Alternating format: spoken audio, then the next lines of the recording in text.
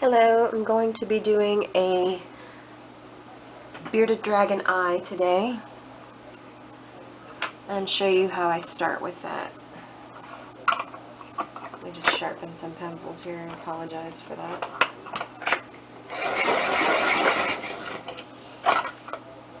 Again, start with indigo blue.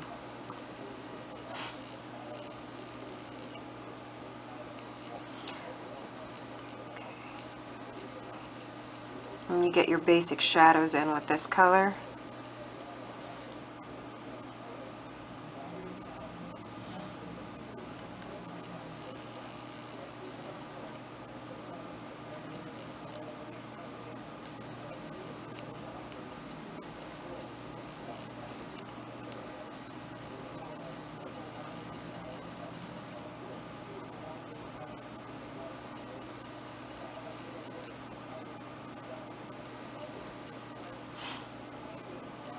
Now I am looking at a reference. This is the eye of a bearded dragon, and I'm also doing the scales around it. They actually have some scales around the eye that actually look like eyelashes. I know crested geckos have similar features too, so...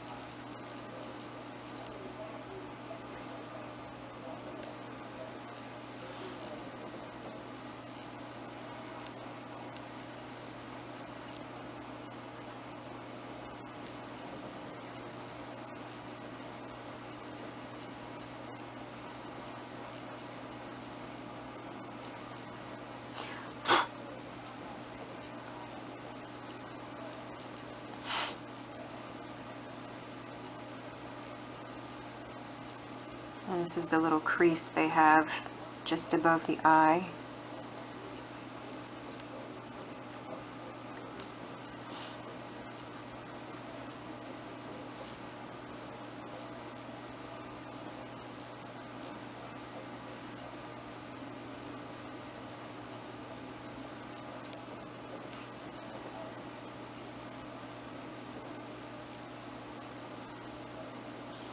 And those are crickets you hear in the background because they are for my beardy.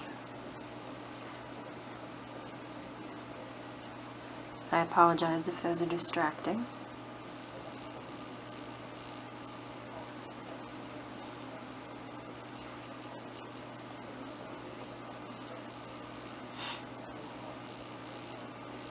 One thing about beardies, when they go to sleep, their eyelid is actually very light.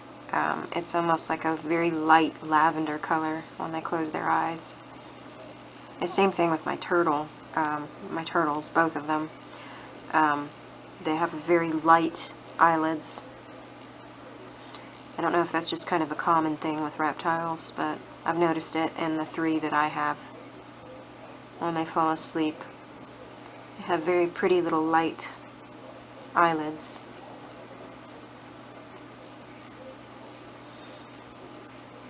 And this is the shadow just under those little eyelash-like scales around the eyes, because they actually cast a shadow.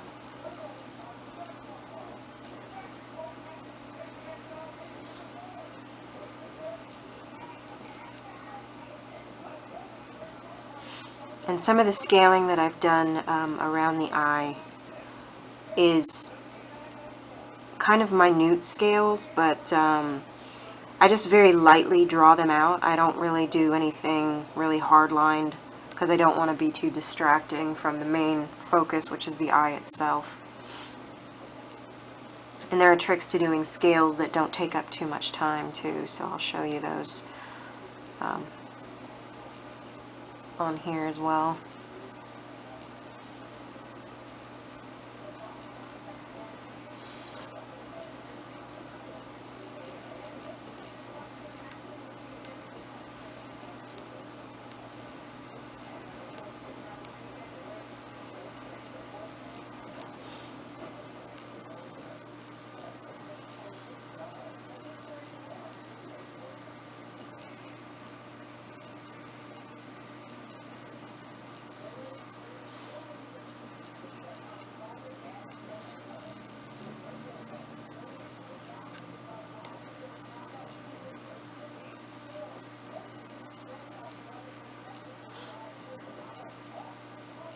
I'm getting these light little shadows on the scales above the eyes.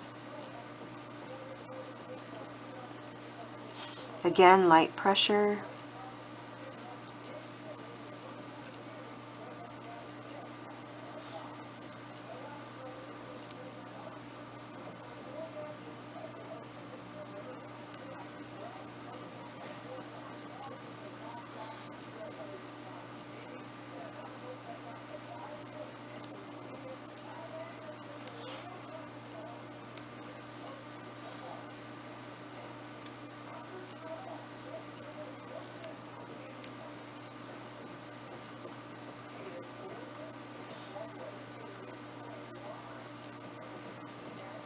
And there's another crease under here.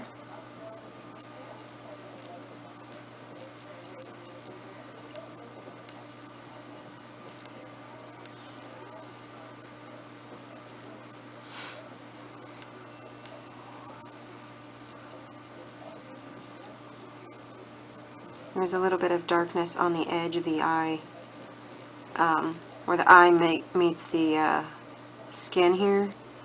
There's very light darkness, not too awful dark, but something to take note of and make sure you get in there.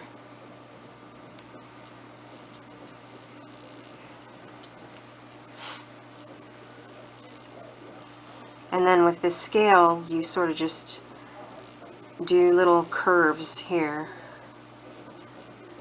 You don't have to do, you know, too much of it, just a little bit, since we're not focusing on a whole dragon. So, like where the shadow meets the light, you can do a little bit of it so that it kind of blends into the lighter areas.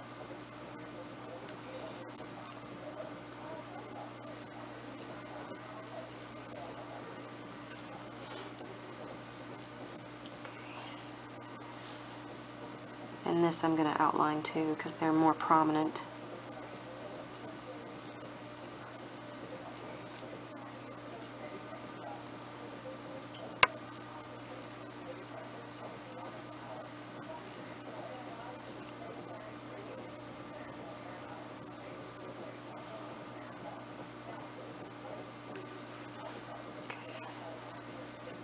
And then some scaling up here.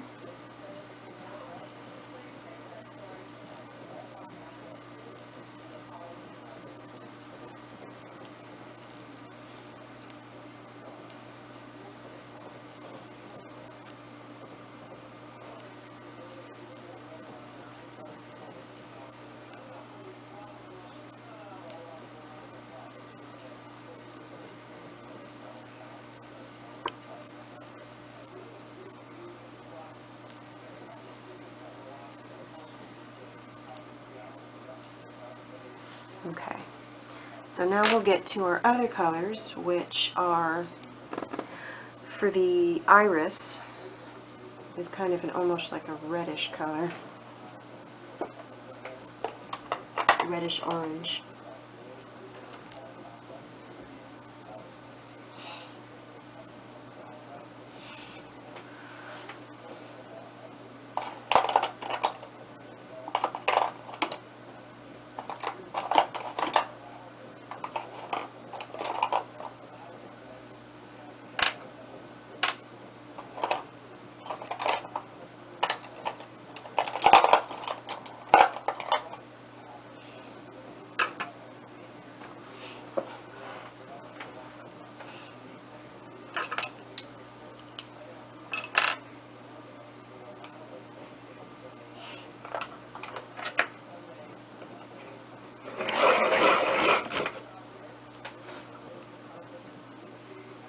Okay.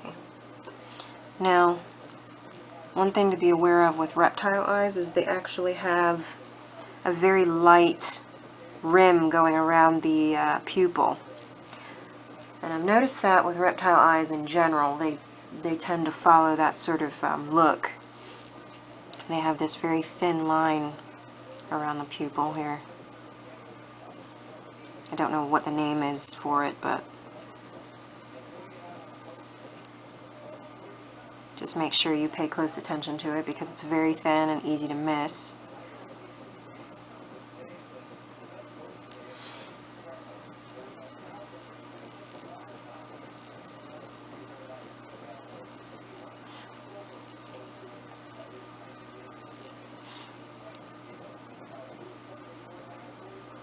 One of the coolest eyes I've ever seen on a gecko was with a leopard gecko that I had, and they almost look like they have gold flecks in their eyes. Now they have that rim around the pupil too, but it looks like they've got like black veins on the rest of it and like gold flecks. It's really, really pretty. They have really cool eyes. And then their pupils get huge in the dark, as they are nocturnal.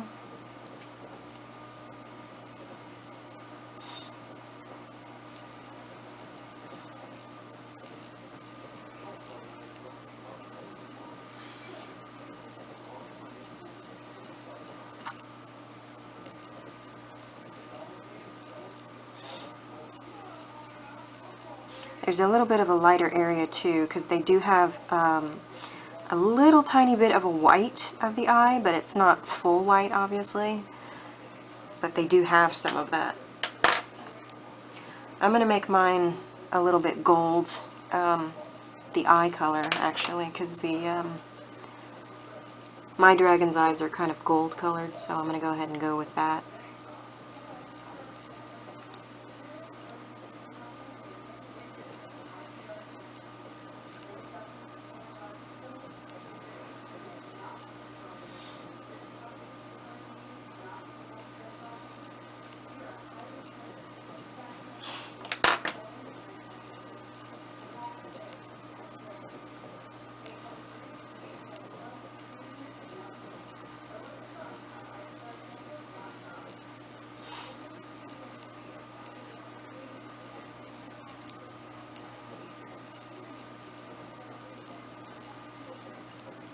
And to darken up what I have, I'm going to use black cherry to darken up the pupil and some of the shaded areas in here.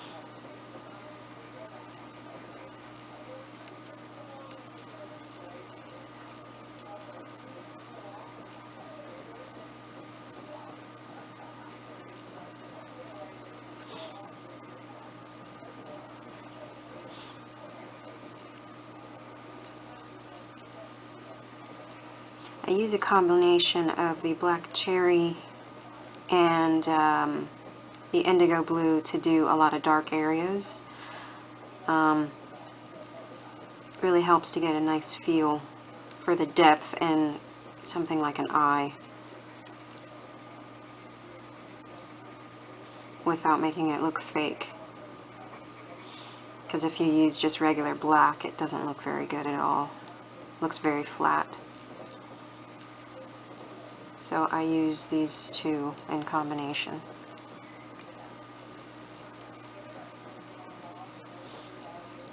And then I'll just do the major shadows for right now. Well, some of the subtle ones too, not.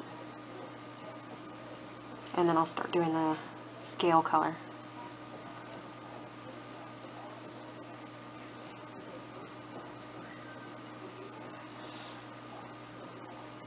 And just as a note, I am going to be working on the previous video's artwork, and I think I'm going to turn that into a time lapse since it's such a larger piece. I don't want to spend hours and hours just talking while I'm doing it. I don't think that would be the best way to present that as content. I'm going to try to do that as a time lapse and give that, give that to you guys rather than just yammering on about nothing while I'm doing that. because I think I can do better with a time lapse, and you'll get to see how everything fills in without a lot of junk in there.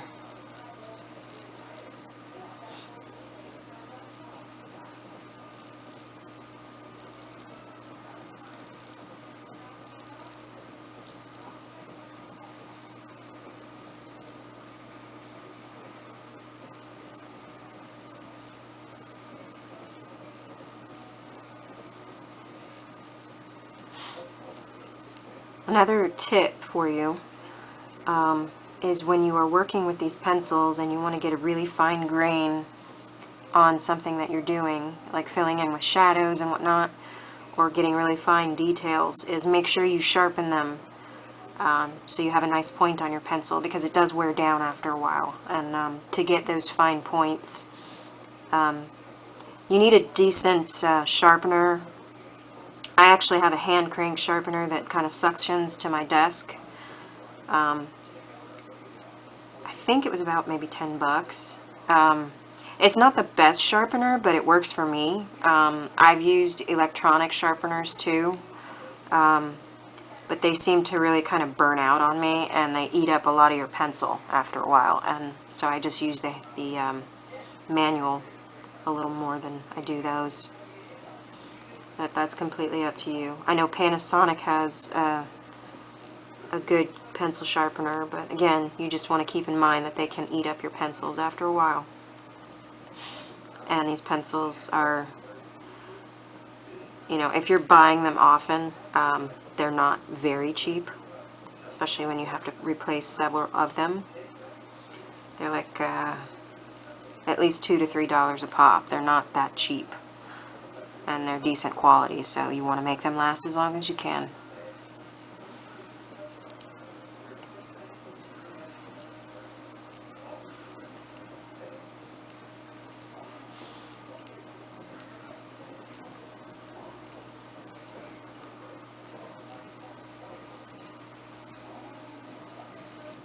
Another thing about Beardies in general, after owning one for almost 2 years now, I have noticed that they have an unbelievable array of different types of scales on them.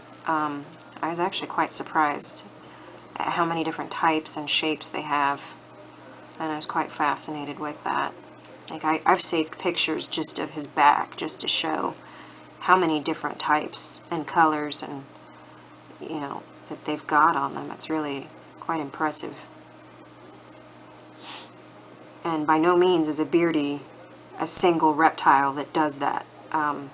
He's just, you know, mine is just the one I can see up close, obviously. A lot of other wild animals, wild reptiles in general, have tons of different scaling patterns and that are quite, you know, fascinating.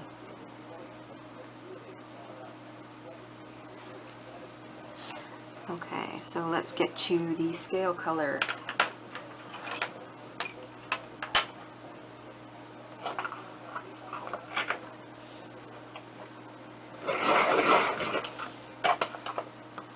And as my Beardy is somewhat reddish, I'm going to do a little bit of reddish on mine. I'm actually going to start with brown a little bit, because some of the shading in that is brownish too. So I'm going to go ahead and do that in some of the darker areas. Let's see.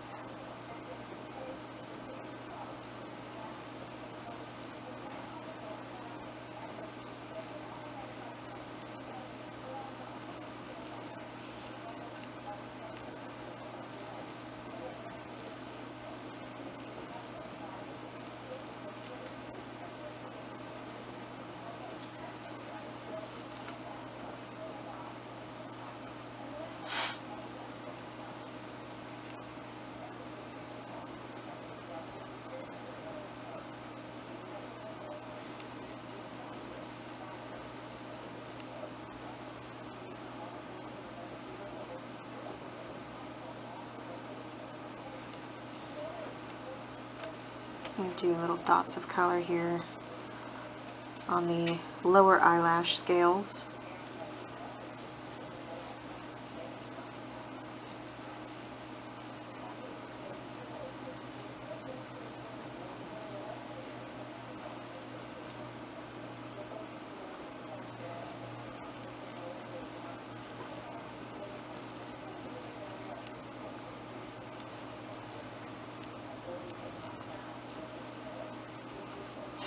There's a lot of symmetry involved too with these things.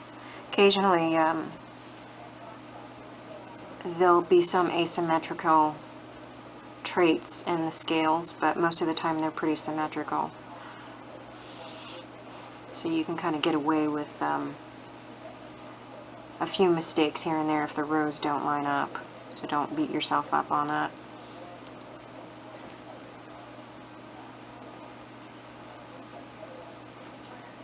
I would say a snake is probably one of the worst things to work on and try to get the scaling correct, just because they're, most of the time they're so symmetrical you can't even, it's too noticeable if you mess up on one of them. I had a problem with one of those that I did, so I know.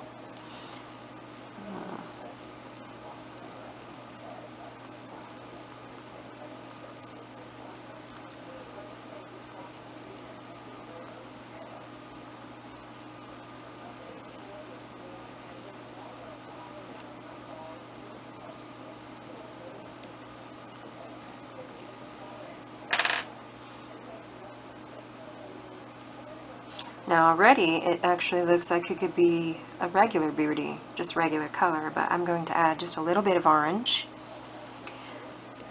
because my Beardy has some, so I'm going to, you know, kind of improvise here and use a little bit of that. Not too much because you don't want to overdo it and make it look more like a fantasy animal. They actually do have quite a bit of color variation in yellows and whatnot though, and I just want to do it lightly first going in because I don't want to overdo anything.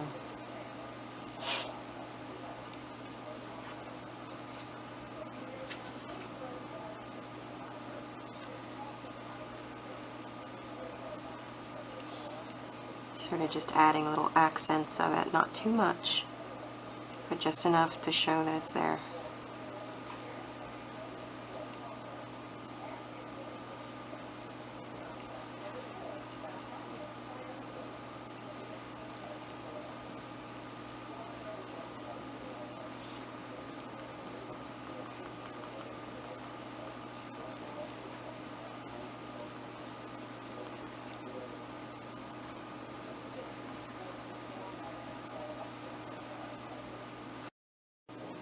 Okay, just finishing up now. I am going to be adding just a little bit of lilac. I finished all putting the orange and some of the scales, and I'm putting some of the lilac color just to kind of add a highlight to it. It's actually a complementary color to orange and yellows, very warm colors actually. And I'm just doing a hint of it here and there to kind of add a little bit of extra depth to my shadows.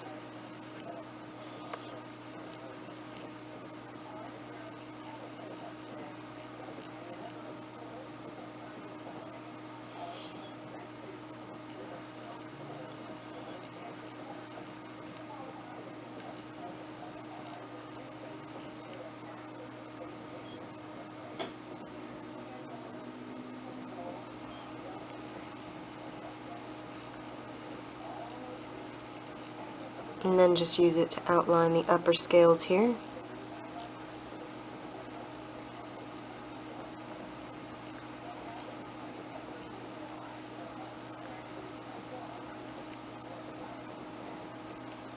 And there you have it, a bearded dragon eye.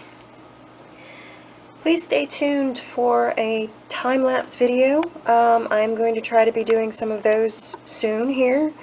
I'm going to be working on that for the piece that I did the first tutorial of. I was laying down my light and shadows for that one. I think I'm going to do that in a time lapse, just because I think that would be a better format for that one.